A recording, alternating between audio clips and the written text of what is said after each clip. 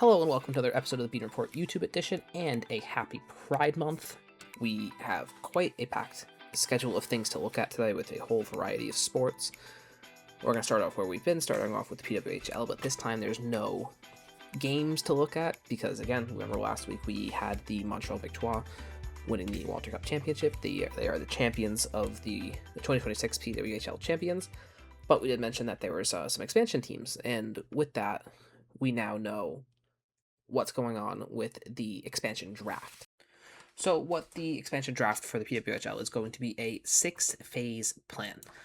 Phase 1 started yesterday and is also going on today, and that is the existing team foundational signings and protections. And on their website, this is what it says. Existing teams may protect 3 players under contract for the 2026-2027 season. Players on expiring contracts may sign with any existing team during this phase, not any of the new teams. Any signed player automatically counts as one of the existing team's 3 protections. So teams can choose to sign a player, but then again, that would count as one of their 3 protections going into the expansion draft. Existing teams can lose a maximum of 1 player on an expiring contract during this phase. So phase 2, June 5th to June 8th, is the expansion team foundational signing period. Expansion teams will acquire 5 players at this point through signings and just a player selection process. Expansion teams have to submit a 20-player negotiation target list, so 20 players that they are going to talk to and try and sign. Eligible players for this include all unprotected players from last season. Expansion teams cannot sign any player in Phase 2 that is not on their negotiation list. So each team also has the opportunity to have a EFO, an expansion foundational offer, and that allows them to pursue pretty much who they want their star cornerstone player. And this player they can negotiate with a multi-year contract for them. So Phase 3 is the preliminary open signing period from June 10th to June 12th. So all this taking place this month. And so what happens here is unsigned and unprotected players on expiring contracts become eligible to negotiate with all 12 teams. Expansion teams may sign up to 3 additional players. Existing teams will add 3 additional protections, bringing their total protected list to 6 players. These protections may consist of players already signed to the team's roster and players on expiring contracts signed during this phase. Players who receive the EPO and remain unsigned following Phase 2 must sign during Phase 3. And the FPO, the foundational player offer, that is another one. It's similar to the foundational one where you can sign the multi-year deal. These are non-binding bids on players for this contract period. So Phase 4 takes place June 14th to June 15th. This is the expansion signing period. Expansion teams are continuing to build their roster. At this point, they should be at about 10 players. All players who are not signed or protected in Phases 1 through 3 are eligible to sign with expansion teams, including players both on expiring contracts and players under contract for the 2026-2027 team. So as long as they haven't been protected, they are up for grabs at this point. Expansion teams, if they have not signed 10 players by the end of Phase 4, an additional player selection process will be used to complete their rosters using eligible players under contract for next season. Phase 5, June 16th to June 18th, is the existing team exclusive re-signing period. Existing teams can negotiate with their own players who are on expiring contracts and try and get them to stay. These are also players that haven't been taken during those phases of the expansion draft.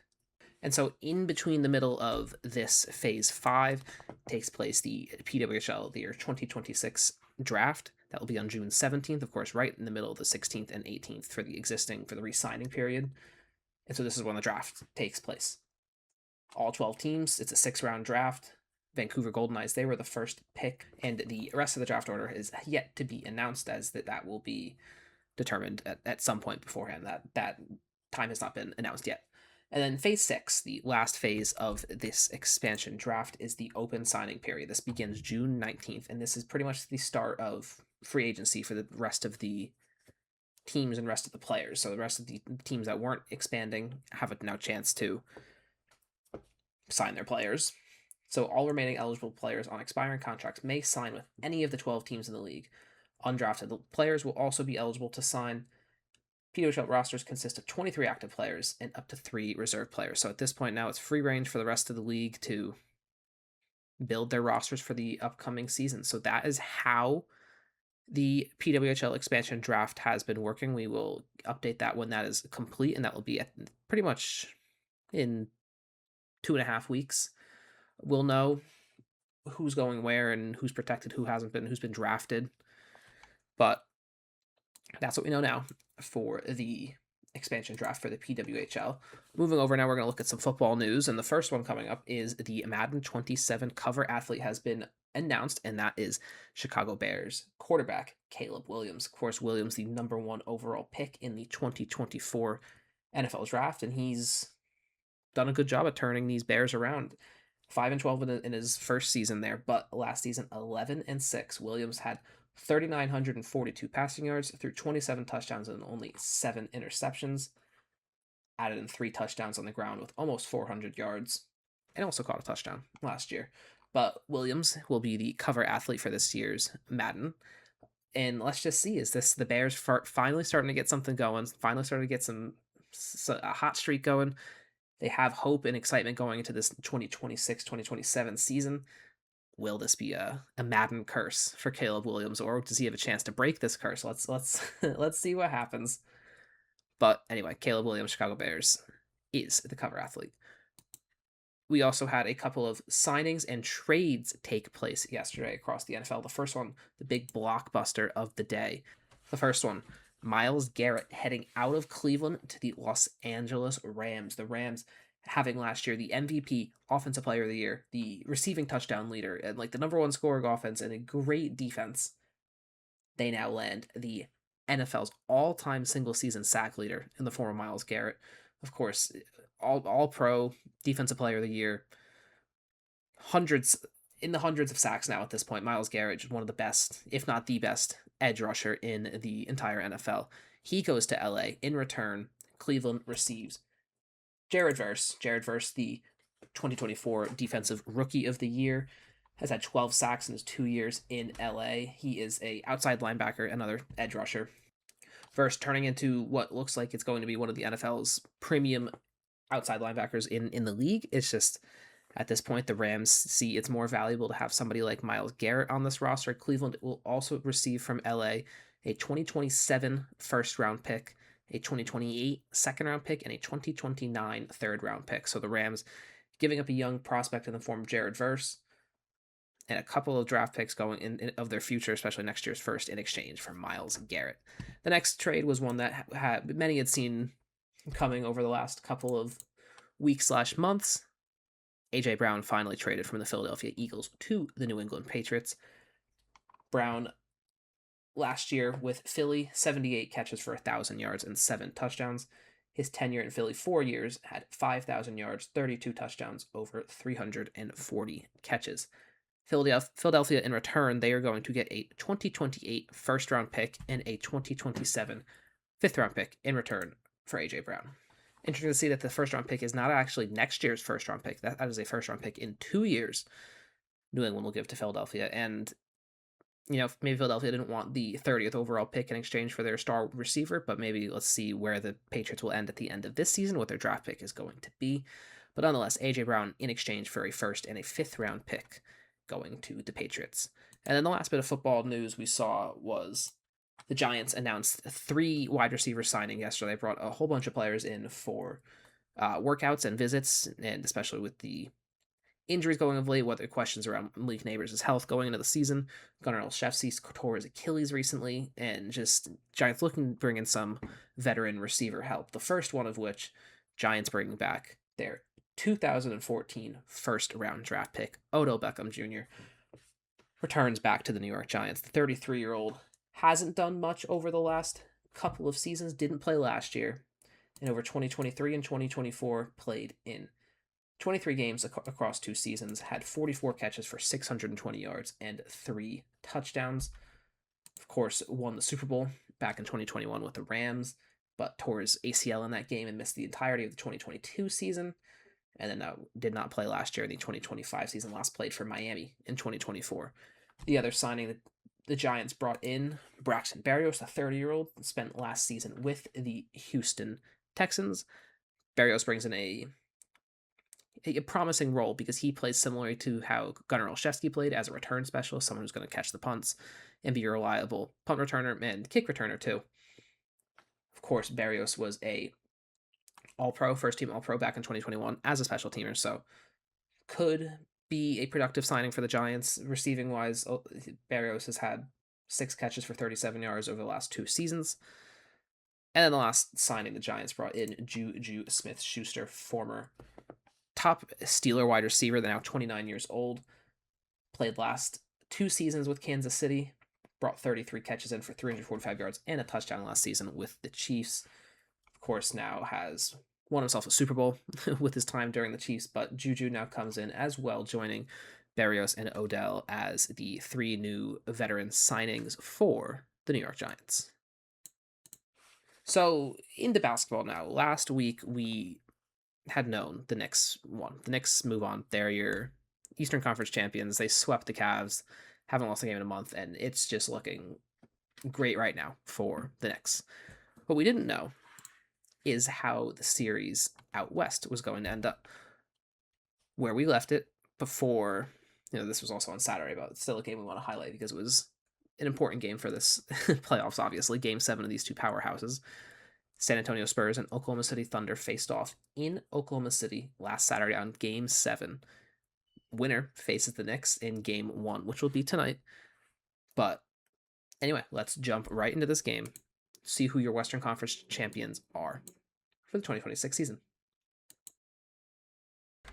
Western Conference Finals, Game 7, Spurs Thunder here in Oklahoma City. Getting it started for the Spurs. Victor Wembanyama working off the bank, off the glass for the first 2 points of the game. Chet Holmgren, he's going to work with a little fadeaway jump shot, step back 2, and he's going to get his first points of the game. Wemby give and go, and he's going to get it. He's going to put it up and down on top of Chet Holmgren's head. That rivalry, Wemby owning Chet Holmgren. Alex Caruso turns the ball over. Devin Vassell's going to work on the drive. He's going to put it up, miss it. But it's Stephon Castle with the putback slam there. Timeout. Spurs up big. Caruso, he gets a nice tough 2 there. But Jared McCain, he's going to work. He's going to stumble, keeps his dribble, and falls over and gets it up and over Luke Cornett for the nice 2-pointer. Lu Dort, he's going to find McCain. McCain's going to pull it from 3, and he's going to connect on that one. Into the second quarter, Spurs holding a lead here over the Thunder. Thunder looking to come back, and SGA, the MVP, is going to do that little bump and step back against Wemby. 2 points for him. He's got 8 at this point. Castle, he's going to kick it out to Dylan Harper. Connects on the straightaway 3. This time it's Fox. He's driving. He's going to get it into the paint and throw it up, and he's going to connect on that tough 2-point jumper there in the paint. Harper, he's going to kick over to Wemby. Wemby's going to throw up the 3-pointer, and he connects. Spurs 9-point lead here. Down 11. SGA, he's going to lose a defender and throw up that 3 and connect on that one. Down 8. SGA looking for the foul. Not going to get it. On the ground, ball finds its way back to him. He's going to go up on it, and he's going to throw down the 2-handed slam there after missing that first 3-pointer. Again, driving, this time on Champagny, step back. He connects on that one. Spurs only up a point, but it's Fox. He's going to work, fadeaway, step back, extends that lead to 3. Thunder up now as we're ending the third, but Spurs on the way. Castle misses it. Johnson connects and throws that down. Wemby looking to get something down with the time expiring, and he's just going to throw up a strange fadeaway shot that doesn't look pretty, but it goes in and it works. Into the third quarter now. Spurs holding a 3-point lead here, and it's Wemby going up and throwing that one down, extending that lead to 5. But SGA's got the ball. Shot clock is expiring. You're looking to get something going here. 5 seconds left, and he's going to throw that ball up, and he's going to connect from downtown as the shot clock expires. Williams, he's going to find Caruso at the top of the key. He's going to throw it up and connect on his 3-pointer as the Thunder take the lead here by 1 in the third quarter. Spurs, after extending a little bit, Harper working on Caruso. He's going to connect on that mid-range, extending that lead. 8-point now, Wemby just palming that rebound. Harper on the drive. He's going to find Wemby, who's just going to take his time and connect from downtown. That's his third 3 of the game. Spurs up 5. SGA trying to get something. Shot clock going down. He's going to kick over to Jalen Williams, who connects as shot clock expires again. Into the fourth quarter now. Spurs barely holding the lead over the Thunder. Thunder in striking distance as they're down 2. Harper's going to find Wemby, who's just going to kick it out. Keldon Johnson connects on the corner 3. 6-point lead here for the Spurs. Wemby, he's going to put a step back and connect from downtown. Spurs up 8 here. SGA trying to just maintain this lead here. Brings it down to 6 points with that nice fadeaway mid-range. 6 minutes to go. Isaiah Hartenstein gets it on a fast break, but it's Luke Cornett denying the fast break. Spurs staying up 6 here. Massive block there by Luke Cornett. Champagnie on the step back 3 makes it. Spurs up 11 here with 4 minutes to go. SGA just trying to get something. Gets it to go over Wemby and Champagnie. Dylan Harper throws down, but denied by Chet Holmgren. 8-point lead here. Cutting it to 7. Spurs just trying to hold on to things, and from there, that's what happens. Vassell throws down the big two-handed slam as they're going to win this one, 111-103. Spurs advancing. Thunder can't do anything, down 8 here with 4 seconds left. They're just going to hold the ball, dribble it out here. SGA congratulating Mitch Johnson, Coach Dagnall. You see the emotion here on the face of Victor Wembanyama, making his first career NBA Finals in his 3rd season in the NBA. See this team celebrating here. The San Antonio Spurs, they are your Western Conference champions in 2026. So in a thriller, San Antonio, they come out on top over OKC by a score of 111-103. San Antonio Spurs are your Western Conference champions, and it was another great game by Victor Wembanyama for this one. 22 points on 7 of 15 shooting. He had 7 rebounds, 3 threes, 2 assists, 1 steal, and only 1 block on the evening. On the other end, Shai Gilgeous-Alexander had a great game, but it just wasn't enough. 35 points on 12 of 21 shooting, 9 assists, 4 rebounds, 3 steals, 2 threes, and a block of his own. The problem for SGA and the Thunder, not a lot of help besides that from SGA.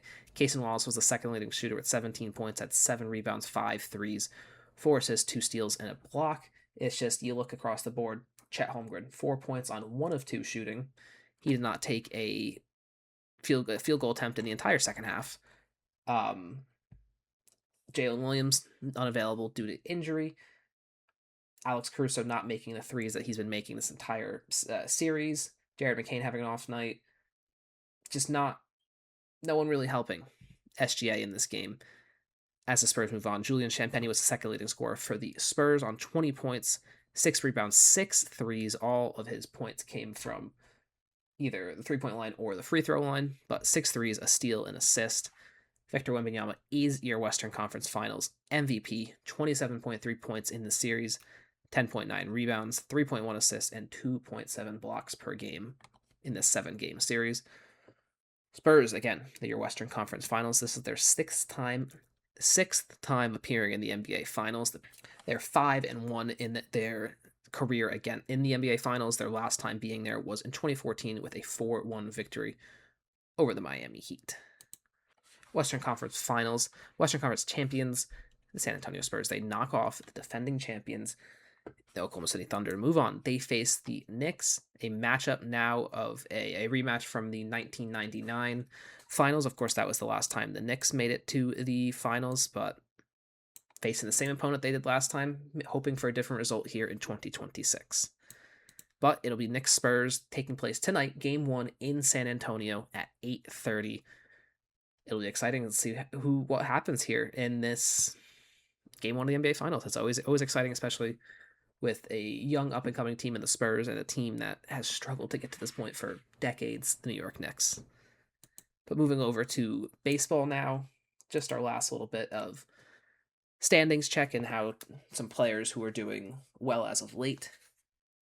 Rays still atop the American League, 36-22. They hold a 1-game lead over the Yankees, who are 36-24. And that's the Orioles, Blue Jays, and the Red Sox rounding out the rest of the East. In the Central, the Guardians have finally kind of pulled away from the rest of the pack here. They're 35-27. pulling away from the rest of the pack, except for really the Chicago White Sox, 32-29, maintaining a 2.5 games back of the Guardians, definitely in range to go for the Central title.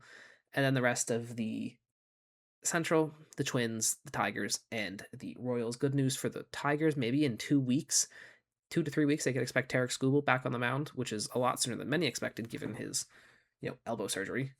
Into the West, Mariners kind of taking a little bit of a lead here as they hold a 2.5 game over the Rangers, lead over the Rangers, but they're 4 games over, 33-29. The rest of the West under 500. Rangers, A's, Astros, and the Angels. National League Braves still atop the MLB with a 41-20 record. Phillies 2 games over now, but the rest of the National League East just double digits. That's the deficit behind the Braves now at this point. The National League Central, Cubs still falling down, but the Brewers still 7-3 in their last 10. They're atop the Central, 37-21. Also 7-3 in their last 10 winners of their last 4. The Pittsburgh Pirates, 33-28. Cardinals, 3 games over 500. Cubs just barely over 500, sitting here in the 4th seed. And then the Reds rounding out the Central. West, Dodgers still on top. Padres, 3-7 in their last 10, not doing so great. See that lead widening there in the NL West. But it's Diamondbacks who are 32-28, not too far behind now. Only half a game back of the Padres, and then rounding out the West, the Giants and the Rockies.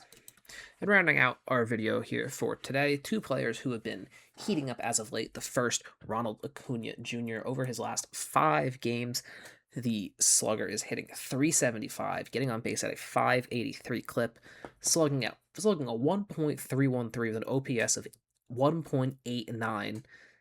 Well, that's because 6 hits in 16 at-bats, 5 of which have been home runs in his last 5 games. Had a home run in 4 consecutive games. Did not hit one yesterday, though, but still 5 home runs and 9 RBIs in the last 5 games. He's also added in 4 stolen bases and 8 walks. He's just getting on base, and he's either getting on base via a walk or he's mashing a home run. In that time, Braves, they're 4-1 over that 5-game span. Rest of the offense hitting .250, getting on base .312 with an OPS at about .620. Only 6 home runs. Acuna's doing most of his damage. 6 home runs. The rest of the team, only 22 RBIs, 1 stolen base, and 14 walks. So you see Acuna accounting for a big production here of the Braves lineup over the last 5 games. He's been on a heater as of late. And another player doing good over the last couple of games, Juan Soto. Since May 14th, Soto, 17 games. He's hitting .349, getting on base .431, .778 slugging, a 1.208 OPS. He's got 22 hits and 63 at-bats, and the big thing here is 9 home runs and 18 RBIs during that span. He's also added in 4 stolen bases and 9 walks, doing what Soto does, walking. Problem, though, this hasn't resulted for a lot of success from the Mets here. Of course, since May 14th, it's been 19 games for the Mets. Soto missed 2. It's been 17 games for him, but in that 19-game stretch, Mets 9-10, only hitting .213, getting on base at a .279 percentage, and they're slugging .342, a terrible OPS at .621. Just not a lot of production there. By any means, not a lot of RBIs, not all stolen bases, just not. Soto's accounting for a lot of this production, but there's really not much more production getting from the rest of this Mets offense, which has kind of been the theme of this 2026 season for the Mets. Just Soto's doing well, but the rest of the team just not putting together consistent performance, leading to victories, especially as you see over the span. Soto's doing great. Mets 9-10 during that span. So anyway, that'll wrap up what we're talking about here with a lot of sports coverage here. Some football, basketball, baseball, and of course the PWHL expansion draft. Exciting stuff going on in sports. Thank you all for listening and watching to another week of me talking about sports, talking about things I like. Thank you for listening and watching. I hope you all have a great week until I see you with another video next week.